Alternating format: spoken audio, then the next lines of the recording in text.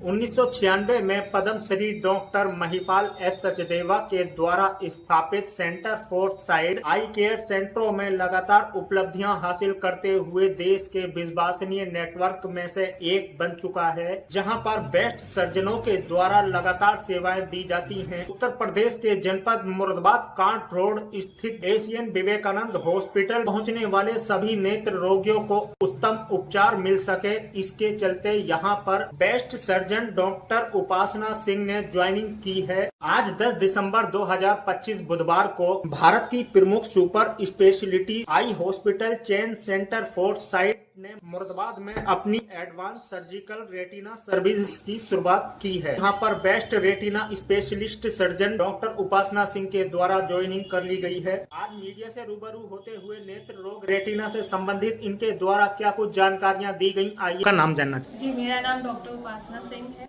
मैंने vitro retina में specialisation किया है। मैं अभी 2 महीने से मुरादाबाद सेंटर फॉर साइट में एज ए रेटिना सर्जन काम कर रही हूँ। इससे पहले भी आपके द्वारा कहाँ सेवाएं दी जा चुकी हैं क्या? जी, मेरा पोस्ट ग्रेजुएशन जो है MLN मेडिकल कॉलेज इलाहाबाद से हुआ है। वहीं पर मैंने 1 साल की एसआरशिप की है। मैंने 2 साल की विट्रो रेटिना फेलोशिप चित्रकूट से की।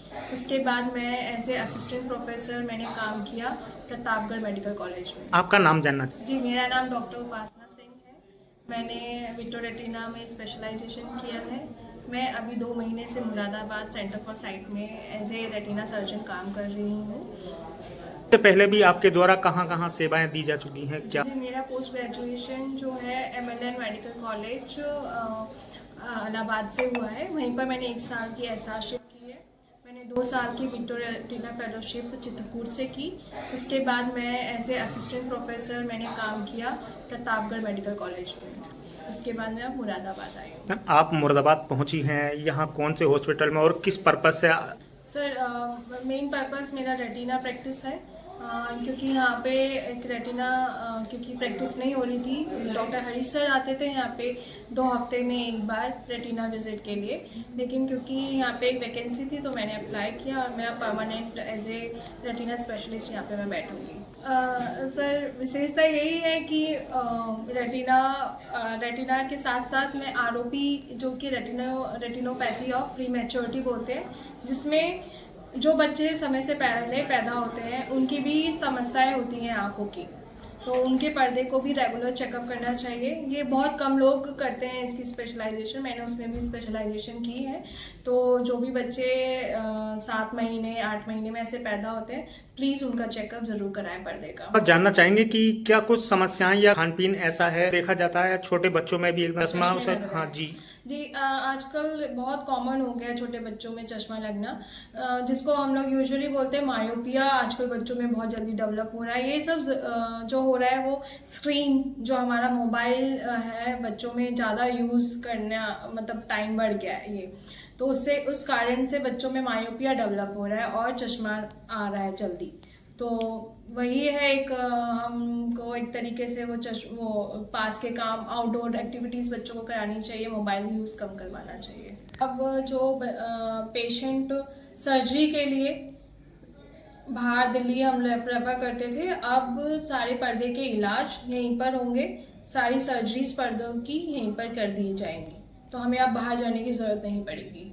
देखिए, सुविधाएं हम इंजेक्शंस, पर्दे के में जो सूजन आती है उसके लिए इंजेक्शंस, पर्दे में खून आने के बाद लेज़र की सुविधाएं हम देंगे, पर्दे का फट जाना उसकी सुविधाएं, सर्जिकल सारी मशीन्स हैं यहाँ पे, तो पर्दों की सारी जो सर्जरीज हैं वो हम स्टार्ट कर रहे हैं यहाँ पर। मैम, यूवी रेटिना और यू पहचान किस तरह से होती है, क्या कुछ समस्याएं देखने को मिलती हैं? रेटिना में अगर रेटिना इन्वॉल्व है, मान लीजिए, तो पेशेंट कंप्लेन करेगा एकदम से अचानक से उसकी रोशनी चली गई है, एकदम से आंखों के सामने बहुत सारा मच्छर जैसा कुछ तैरने लग गया है ना, या फिर जो वो देख रहा है उसको टेढ़ा मेढ़ा दिख रहा है, आंखों के सामने बिजली चमकना, ये सब रेटिना की दिक्कत होती है।